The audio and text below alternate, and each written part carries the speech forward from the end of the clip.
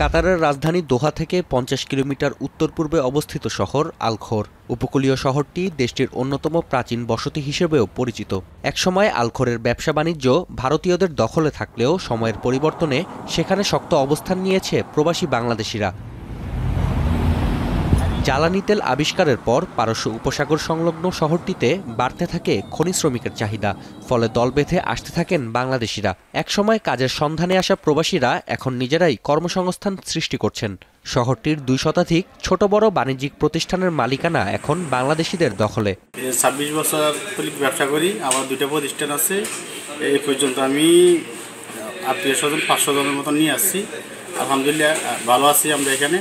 আমাদেরও বর্তমানে প্রায় 2টা শাখা আছে এবং এই শাখাগুলোতে আমরা বিল্ডিং ম্যাটেরিয়ালস থেকে শুরু করি, পেইন্ট এবং অনেক প্রায় একটা বিল্ডিংয়ের যতগুলো ম্যাটেরিয়ালস প্রয়োজন হয় সবগুলো A to Z আমরা আমাদের এখানে পাওয়া যায়। এবং আমাদের আল্লাহর রহমতে এখানে 50+ বাংলাদেশি কাজ করে। এই আল-খোরে আমাদের বাঙালি প্রতিষ্ঠান আগে খুব বেশি ছিল না, এখন আমরা আমাদের বাঙালি অনেক প্রতিষ্ঠান আছে, যেখানে বিদেশিদের আমাদের বাংলাদেশিদের অনেক কাজের সুযোগ হয়েছে এবং এখন আগের থেকে কাতারে বাংলাদেশের ব্যবসা অনেক উন্নত হয়েছে।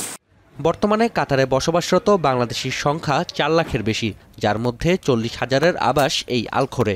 নিয়মিত রেমিটেন্স পাঠানোর মাধ্যমে দেশের উন্নয়নে অংশ নিচ্ছেন আল-খোরের প্রবাসীরা।